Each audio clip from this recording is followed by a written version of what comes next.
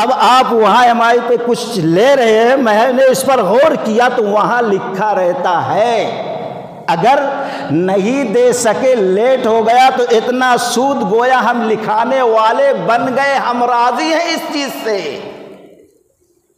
جو ہو گیا دوستو ابھی وقت ہے، بچ جاؤ ان چیزوں سے۔ فَإِن لَّمْ تَفْعَلُوا فَآذَنُوا بِحَرْبٍ مِّنَ اللَّهِ وَرَسُولِهِ۔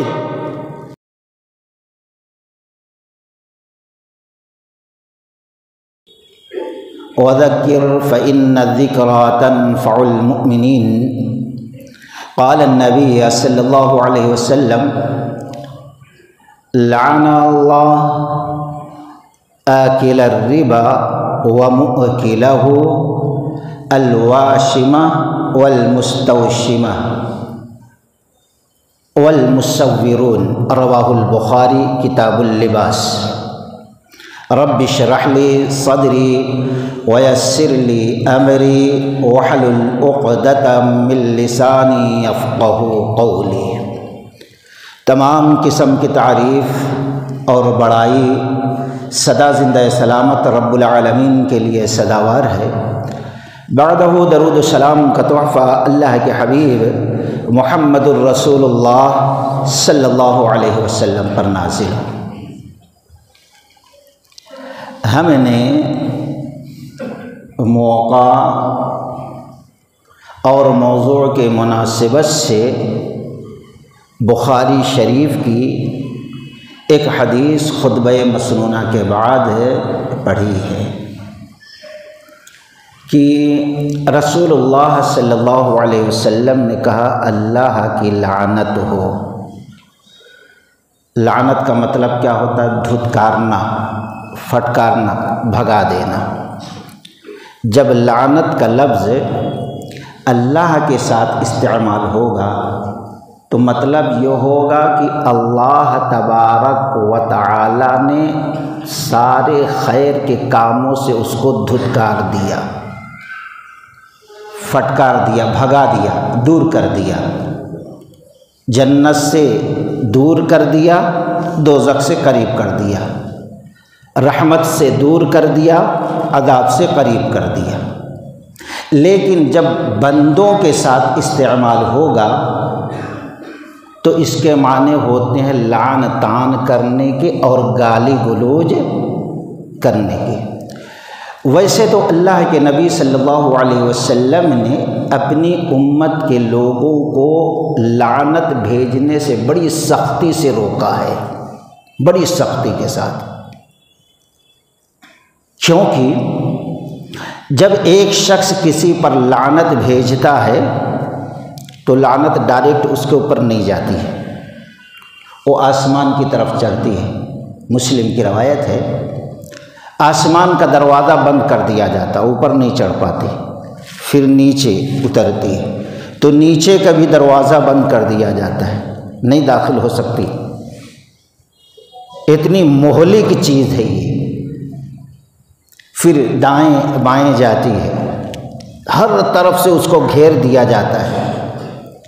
اب اللہ کے نبی صلی اللہ علیہ وسلم نے فرمایا اوپر نیچے دائیں بائیں آگے پیچھے اس کو کہیں بھی جانے کے لیے راستہ نہیں ملتا، تو جس پر لعنت بھیجی گئی ہے اگر وہ لعنت کا مستحق ہے حقیقت میں تو اس کے اوپر مسلط ہو جاتی ہے، اور اگر وہ لعنت کا مستحق نہیں ہے تو جس نے لعنت بھیجا ہے اسی کے اوپر واپس آ کر مسلط ہو جاتی ہے۔ اس لیے لعنت سے بچنا چاہیے اور پھر یہ سوچنا چاہیے کہیں ایسا تو نہیں یہ لعنت ہمارے اوپر پلٹ کر نہ آ جائے۔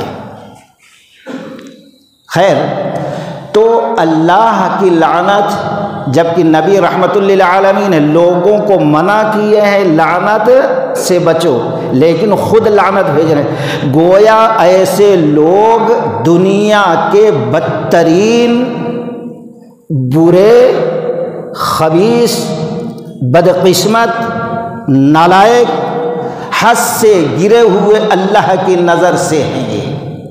اس لیے اللہ کے نبی نے لعنت بھیجی ہے رحمت للعالمین ہونے کے باوجود۔ تو آپ نے فرمایا اللہ کی لعنت ہو، اللہ کی فٹکار ہو، اللہ کی دھتکار ہو، اللہ کی مار ہو، اللہ تعالیٰ تمام خیر کی چیزوں سے اس کو دور کر دے، اللہ تعالیٰ بربادیوں کے قریب ان بد نصیبوں کو کر دے۔ ایسے تقریباً حدیث میں 40 اعمال ہیں جس کے کرنے والوں پر نبی نے اللہ نے لعنت بھیجی ہے۔ اب یہ حدیث کے اندر 3 قسم کے لوگ ہیں۔ پہلا، آپ صلی اللہ علیہ وسلم نے فرمایا آکل الربا و موکلہ، سود کھانے والا اور سود کھلانے والا۔ انسان اللہ کے حرام میں سے جو چیز کھاتا ہے، اللہ کی قسم ان میں سے سب سے بڑی حرام چیز یہ ہے۔ آپ قرآن حدیث دیکھو، امام مالک علیہ الرحمہ کا فتویٰ ہے۔ ایسے لوگوں کے بارے میں صرف میں سوچتا ہوں اللہ کے نبی صلی اللہ علیہ وسلم نے کیسی مثال دی ہوگی، کتنا برا انسان ہوگا۔ ایک انسان کو تھوڑی گالی دے دو، ماں کو برداشت نہیں کرتا، مرنے اور مارنے پر، الا یہ کہ وہ خبیث، دیوس، بے شرم، بے غیرت، بے حیا نہ ہو، اس کی ماں کو گالی دو تو وہ مرنے پہ آ جاتا ہے، مارنے پہ آ جاتا ہے۔ لیکن اللہ کے نبی صلی اللہ علیہ وسلم نے سود کی قباحت اور برائی بیان کرتے ہوئے یہ کہا، کوئی شخص اپنے منہ سے، اپنے ماں سے منہ کالا کرے۔ اب تھوڑی دیر کے لیے سوچ لیں، اپنی آنکھ بند کر لیں، ہو سکتا ہے تھوڑا ہم میں سے غیرت، شرم آ جائے ہم کو، تھوڑا سا، آخرت کے حساب سے، ایمان کے حساب سے۔ آپ جب سود دیتے ہیں یا لیتے ہیں تو ہاتھ کیسا، اس طریقے سے جاتا ہے، یا لیتے دیتے وقت یہ انداز رہتا ہے۔ آنکھ بند کر کے یہ سوچیں، سود لینے جا رہے ہیں یا دینے جا رہے ہیں تو شریعت کی نگاہ میں میں اپنے ماں کے کپڑے کو کھولنے جا رہا ہوں بدکاری کرنے کے لیے۔ اب دیکھو اللہ کی قسم، تھوڑا بھی ایمان ہوگا، مردانگی ہوگی، مر جاؤ گے لیکن کبھی سود کے معاملے میں پھنسو گے نہیں۔ اتنی موٹی مثال اللہ کے نبی نے دی کہ لوگوں کو کم سے کم غیرت تو آ جائے، اس بدترین گناہ سے اپنے آپ کو بچا لیں۔ اجتنبوا السبع الموبقات، اللہ کے نبی صلی اللہ علیہ وسلم نے فرمایا برباد، ہلاک کرنے والے گناہ 7 ہیں، اس میں سے ایک گناہ جو ساری نیکیوں کو مٹا دیتا ہے، برباد کر دیتا ہے، ختم کر دیتا ہے، وہ ہے سود۔ ساری نیکیاں برباد ہو جاتی ہیں دوستو۔ اتنی اس کی برائی، قباحت بیان کی گئی حدیث میں، انشاءاللہ پھر کسی خطبے میں۔ خیر، ایسا شخص جب تک زندگی گزارتا ہے ملعون بن کر زندگی گزارتا ہے، مرتا ہے تو ساری نیکیاں برباد ہے۔ قبر جو ہے دوزخ کے گڑھوں میں سے ایک گڑھا بنا دیا جاتا ہے۔ میدان محشر جائے گا تو پھر دوزخ کے حوالے کر دیا جائے گا۔ نبی علیہ السلام کو وہ چیز بتائی گئی۔ کتاب الرؤیا امام بخاری رحمۃ اللہ علیہ نقل کرتے ہیں، سمرہ بن جندب رضی اللہ تعالیٰ عنہ حدیث کے راوی ہیں کہ آپ نے دیکھا ایک شخص خون کے دریا کے اندر ڈوب رہا ہے، تیرتے ہوئے، روتے ہوئے، کوشش کرتے ہوئے، وہ باہر کنارے جب پہنچتا ہے تو خوش ہوتا ہے، اب بچ گیا میں اس عذاب سے، تکلیف سے، دکھ سے، درد سے۔ لیکن جیسے ہی وہ پہنچتا ہے، اللہ کے نبی صلی اللہ علیہ وسلم نے فرمایا میں نے دیکھا ایک شخص بڑی پتھر کو اٹھایا اور اس کے سر پہ کھینچ کر مارا، تو جہاں سے تیرتے ہوئے، روتے ہوئے آیا تھا یہاں تک پھر وہیں جا کر گرتا ہے۔ پھر اسی طریقے سے کوشش، بار بار یہی عذاب دیا جا رہا ہے۔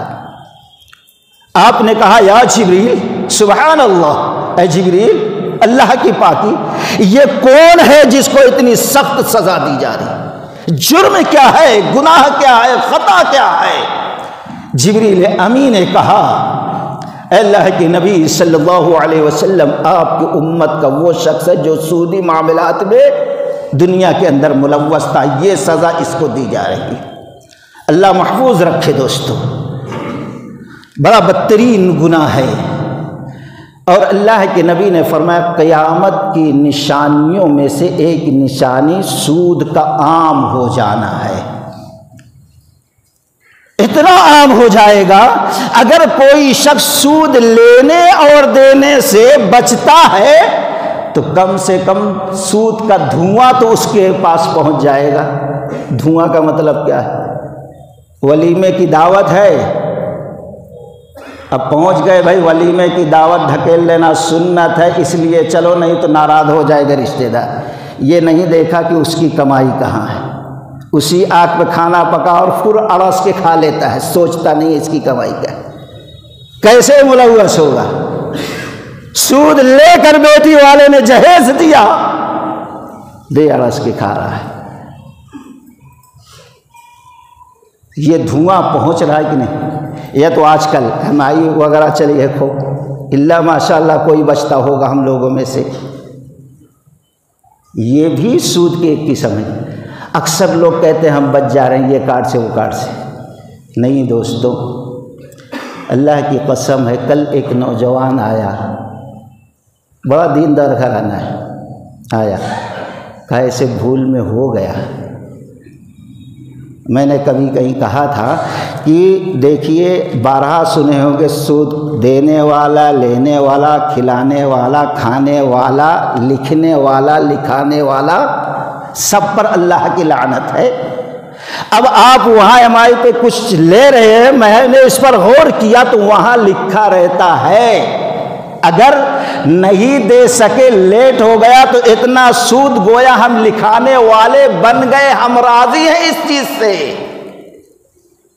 جو ہو گیا دوستو ابھی وقت ہے، بچ جاؤ ان چیزوں سے۔ فَإِن لَّمْ تَفْعَلُوا فَآذَنُوا بِحَرْبٍ مِّنَ اللَّهِ وَرَسُولِهِ۔